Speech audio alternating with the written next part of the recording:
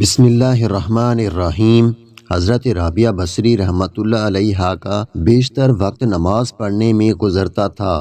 ایک مرتبہ کوئی پریشان حال آدمی دعا کروانے کے لیے حاضر ہوا۔ دیکھا تو ظہر کی نماز پڑھنے میں مشغول تھیں۔ جب فارغ ہوئیں تو نوافل کی نیت باندھ لی۔ اسی طرح عصر کی نماز کا وقت ہو گیا۔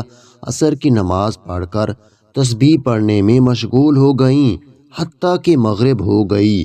نماز مغرب ادا کرنے کے بعد اوابین کی نیت باندھ لی۔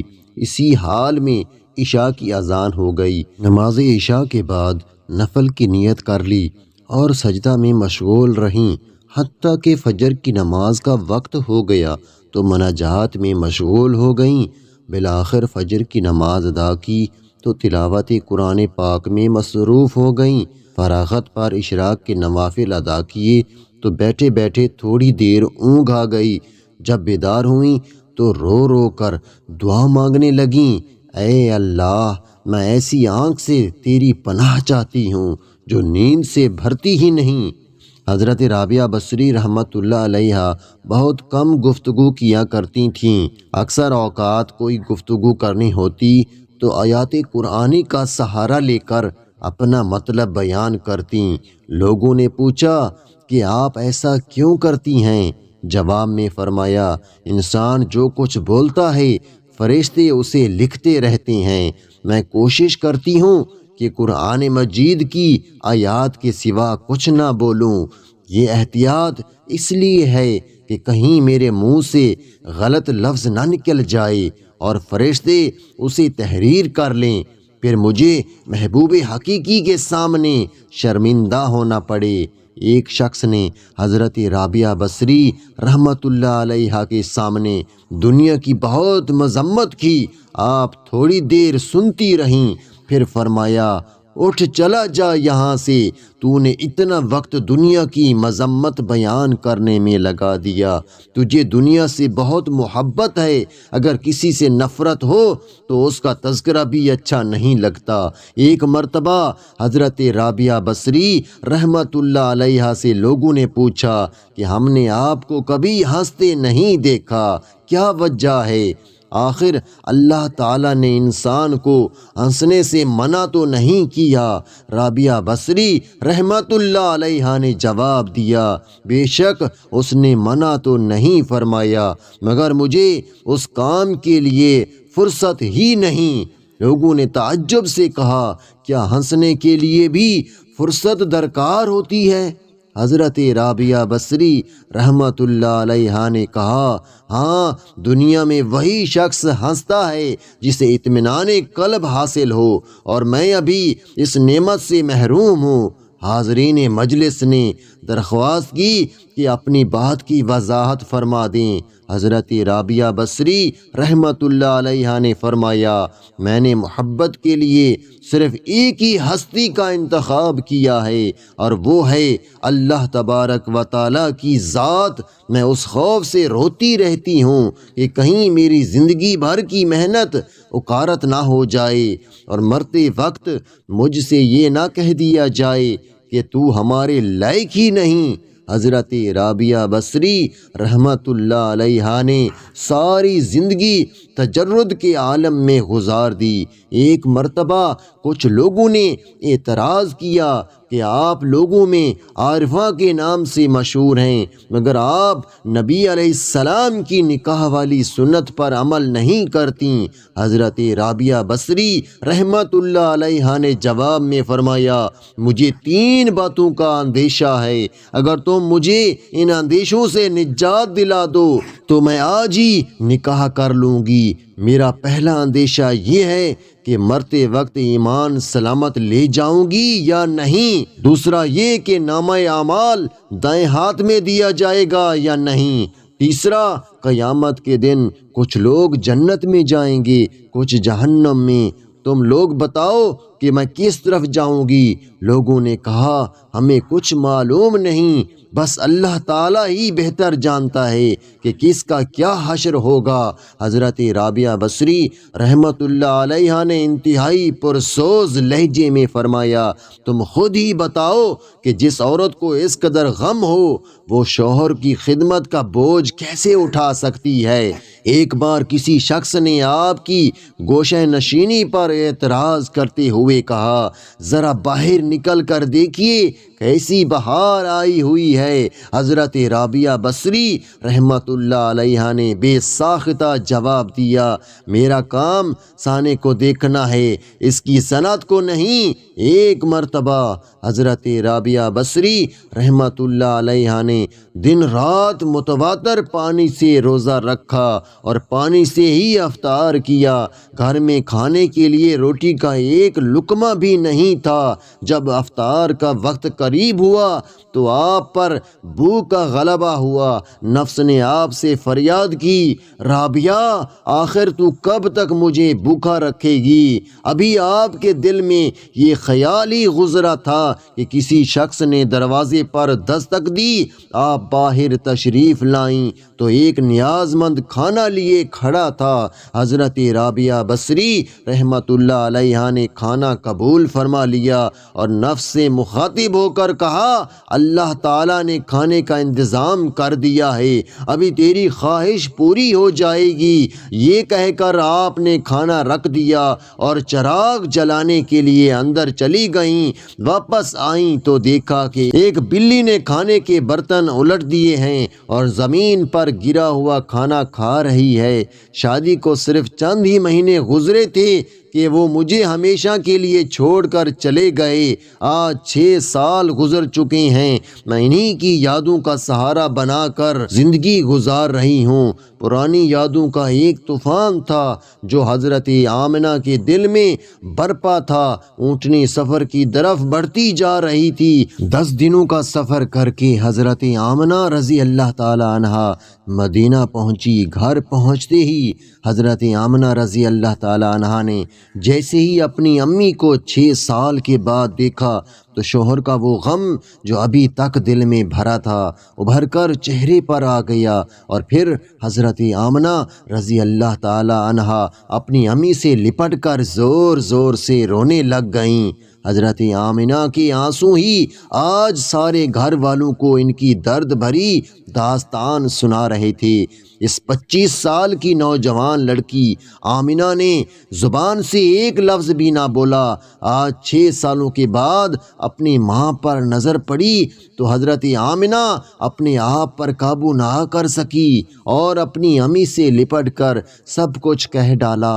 حضرت آمنہ رضی اللہ تعالی عنہا کی امی اپنی بیٹی کو دلاسا دے رہی تھیں اور کہہ رہی تھیں کہ بیٹی پریشان نہ ہو، اللہ تجھے اس کا بہتر بدلہ عطا فرمائے گا۔ حضرت آمنہ کی امی نے جب اپنے نواسے محمد مصطفیٰ صلی اللہ علیہ وسلم کو دیکھا تو بہت خوش ہوئیں اور ہر ایک کے سامنے تعریفیں کرتے نہ تھکتیں کہ ذرا میرے نواسے کو تو دیکھو، اللہ نے اسے کیسی خوبصورتی عطا فرمائی ہے۔ 2 دنوں کے بعد حضرت آمنہ اپنے شوہر عبداللہ کی قبر پر پہنچیں۔ قبر کے پاس بیٹھ کر بہت دیر تک روتی رہیں اور دل ہی دل میں اپنے شوہر سے کچھ کہہ رہی تھیں۔ شاید وہ یہ کہہ رہی ہوں گی کہ اے عبداللہ، تو مجھے اتنی جلدی چھوڑ کر کیوں چلے گئے؟ میں نے تو تمہارے ساتھ ساری زندگی گزارنے کے سپنے دیکھے تھے، لیکن تم نے تو مجھے زندگی کے سفر میں اکیلا ہی چھوڑ دیا۔ مجھے تمہارے بغیر بالکل بھی اچھا نہیں لگتا۔ اے عبداللہ، کاش کہ تم زندہ ہوتے تو آج اپنی اس آمنہ کا غم دیکھتے۔ میں تو گھر میں امید لگائے بیٹھی تھی کہ آپ 2 مہینوں میں واپس آ جائیں گے، لیکن آپ تو ابھی واپس نہ آئے۔ اے عبداللہ، کاش کہ تم زندہ ہوتے تو آج اپنے اس چاند جیسے خوبصورت بچے کو دیکھتے کہ اللہ نے تیرے بچے کو کیسا حسن عطا فرمایا ہے۔ اے عبداللہ، کاش کہ تم زندہ ہوتے تو اپنے اس یتیم بچے کو اپنے کندھوں پر بٹھا کر بازاروں میں گھماتے، اس کے لیے اچھے اچھے کھلونے لاتے، اسے اپنے ہاتھوں سے کھانا کھلاتے۔ لیکن اے عبداللہ، آج یہ تمہارا چاند سا خوبصورت بچہ یتیم ہو گیا ہے، اس کے سر سے باپ کا سایہ اٹھ چکا ہے۔ تیرا یہ پیارا بچہ ایک زبان سے تو کچھ نہیں بولتا، لیکن اس کے دل میں بھی محلے کے دوسرے بچوں کو دیکھ کر یہ خیال ضرور آتا ہوگا کہ اے کاش میرے ابا زندہ ہوتے تو وہ بھی مجھے اچھے اچھے کھلونے لا کر دیتے، مجھے بازاروں میں گھماتے اور مجھے پیارے پیارے کپڑے پہناتے۔ حضرت آمنہ اپنے شوہر کی قبر کے پاس بیٹھی روئی جا رہی تھیں، اور پھر شام ہوتے ہی اپنی باندی ایمن کے ساتھ گھر واپس آ گئیں۔ حضرت آمنہ نے 1 مہینہ اپنے میکے مدینہ میں گزارا، اور پھر ایک دن اپنی ماں سے کہا کہ اے اماں جان، اب میں واپس گھر جانا چاہتی ہوں، آپ مجھے اجازت دیں۔ ماں سے اجازت لے کر حضرت آمنہ مکہ کی طرف چل پڑیں۔ اونٹنی پر سب سے آگے ہمارے حضور نبی کریم صلی اللہ علیہ وسلم بیٹھے ہوئے تھے، پھر حضرت آمنہ اور سب سے پیچھے ایمن، یہ 3 لوگوں کا قافلہ مکہ کی طرف روانہ ہوا۔ ہمارے حضور صلی اللہ علیہ وسلم کے سارے ماموں اور خالائیں ان تینوں کو مدینہ کی باہر تک الوداع کہنے آئے، اور پھر یہ 3 لوگوں کا قافلہ مکہ کی طرف روانہ ہو گیا۔ 3 دنوں کے سفر کے بعد یہ قافلہ عرب کی سب سے ویران جگہ سے گزر رہا تھا۔ اس جگہ کا نام ابوا ہے۔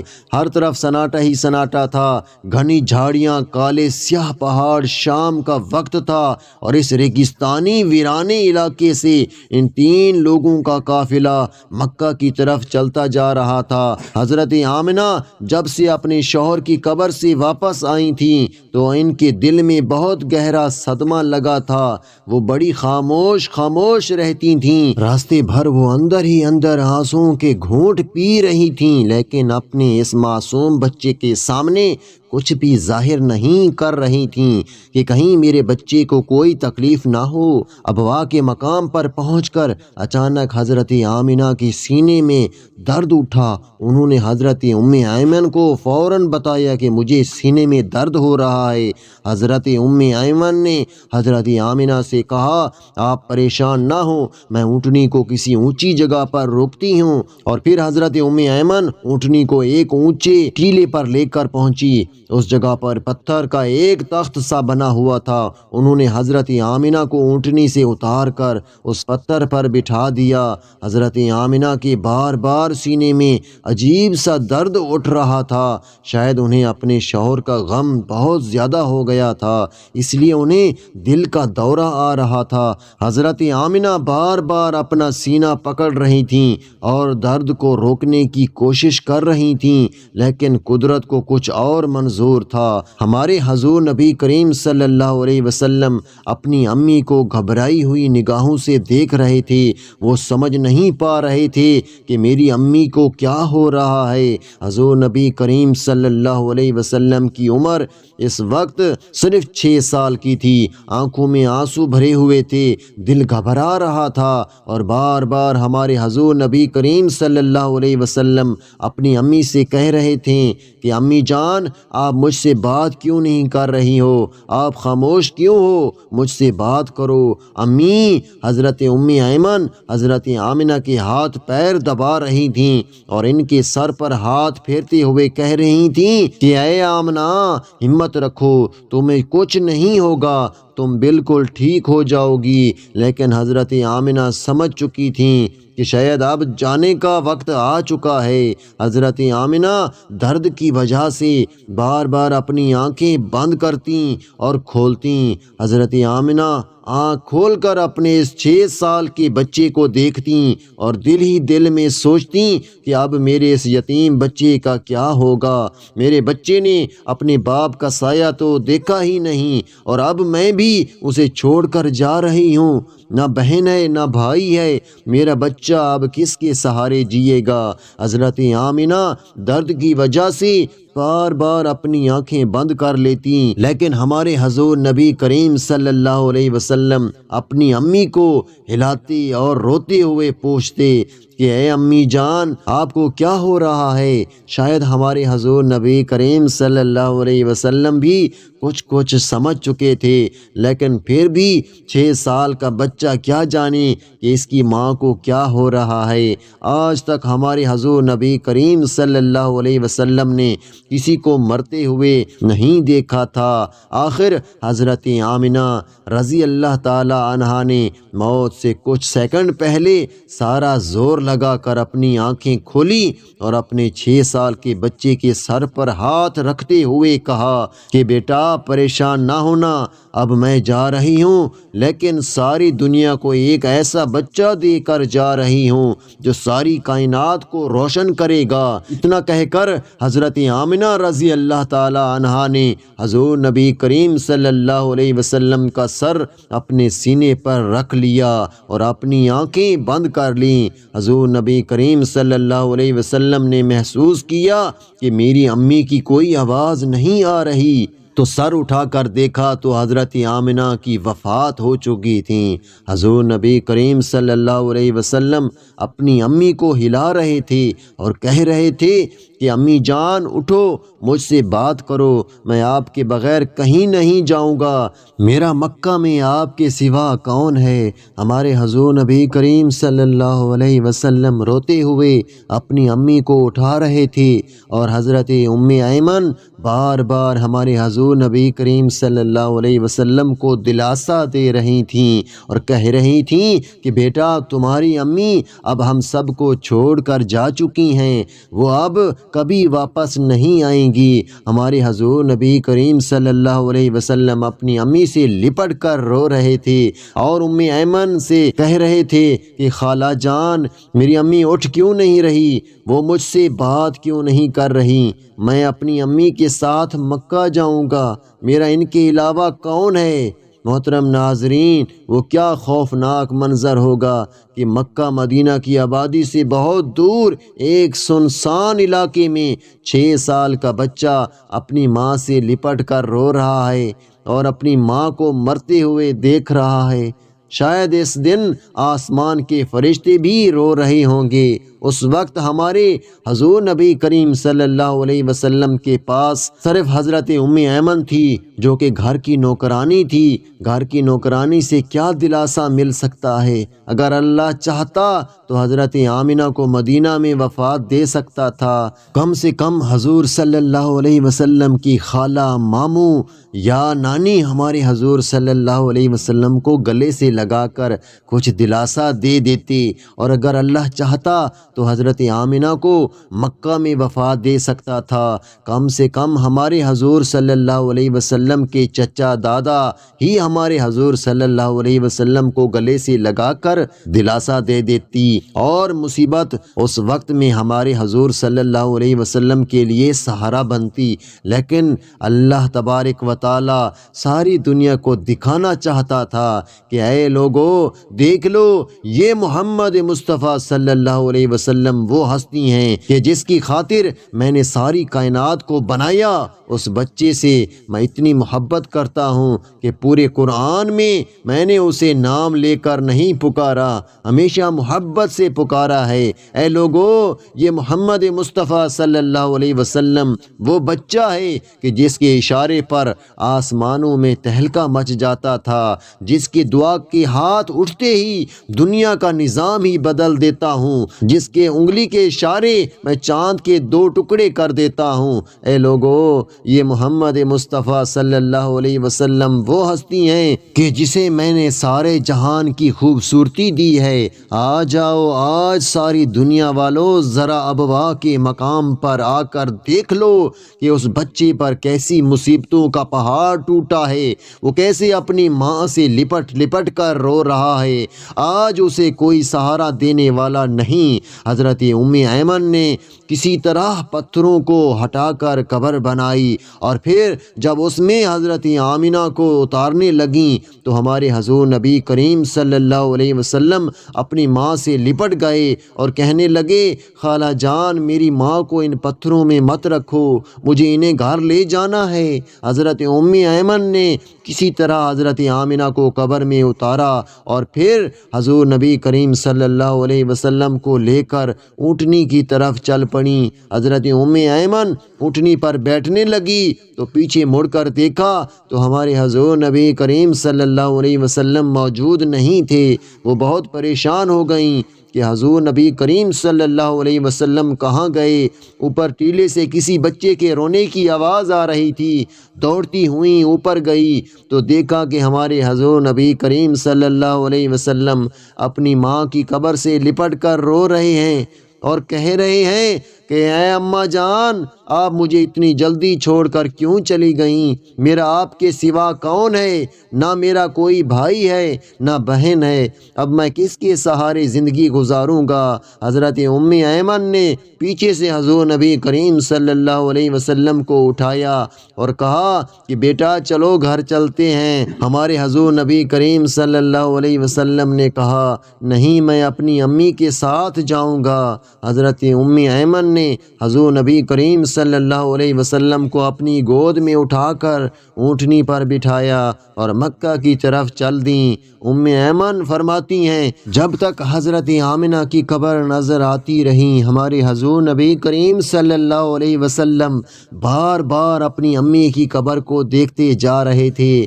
اور مجھ سے کہہ رہے تھے کہ خالہ جان مجھے میری ماں کے پاس لے چلو، میں ان کے بغیر مکہ نہیں جاؤں گا۔ 4 دن کے سفر کے بعد یہ دونوں لوگ مکہ پہنچے۔ سارے راستے ہمارے حضور نبی کریم صلی اللہ علیہ وسلم ایک پل کے لیے بھی نہیں سوئے اور برابر روتے رہے۔ جب حضرت ام ایمن ہمارے حضور نبی کریم صلی اللہ علیہ وسلم کو لے کر مکہ پہنچیں تو عبد المطلب نے اونٹنی کی طرف دیکھتے ہوئے پوچھا کہ اے ام ایمن آمنہ کہاں ہے؟ تو یہ سن کر حضرت ام ایمن رونے لگ گئیں اور ہمارے حضور نبی کریم صلی اللہ علیہ وسلم بھی دوڑ کر اپنے دادا سے لپٹ گئے اور حضرت رابعہ بصری رحمۃ اللہ علیہ بلی کو دیکھ کر مسکرائیں اور فرمایا یہ کھانا تیرے لیے بھیجا گیا ہو، اطمینان سے کھا لو، افطار کا وقت قریب ہو چکا تھا۔ حضرت رابعہ بصری رحمۃ اللہ علیہ نے چاہا کہ پانی ہی سے اب روزہ افطار کر لیں، اتنے میں تیز ہوا کا جھونکا آیا اور چراغ بجھ گیا۔ حضرت رابعہ بصری رحمۃ اللہ علیہ نے اندھیرے میں آگے بڑھیں، اتفاق سے پانی کا برتن گرا اور ٹوٹ گیا، سارا پانی زمین پر بہہ گیا۔ عجیب صورتحال تھی۔ بے اختیار آپ کی زبان سے یہ الفاظ نکلے الہی یہ کیا راز ہے، میں گناہ نہیں جانتی کہ تیری رضا کیا ہے۔ جواب میں ہاتف غیبی نے کہا اے میری محبت کا دم بھرنے والی، اگر تو چاہتی ہے کہ تیرے لیے دنیا کی نعمتیں وقف کر دوں تو پھر میں تیرے دل سے اپنا غم واپس لے لوں گا، کیونکہ میرا غم اور دنیا کی نعمتیں ایک ہی دل میں جمع نہیں ہو سکتے۔ اے رابعہ بصری ایک تیری مراد ہے اور ایک میری مراد، تو بتا دونوں مراد ایک جگہ کیسے رہ سکتی ہیں؟ رابعہ بصری رحمۃ اللہ علیہ نے جب یہ آواز سنی تو اپنی رضا کو ہمیشہ کے لیے اللہ تبارک و تعالیٰ کی رضا میں گم کر دیا اور کشتگان خنجر تسلیم میں شامل ہو گئیں۔ اللہ تبارک و تعالیٰ ہمیں نیکوکاروں میں شامل فرمائے اور ہمارا خاتمہ ایمان پر فرمائے، آمین یا رب العالمین۔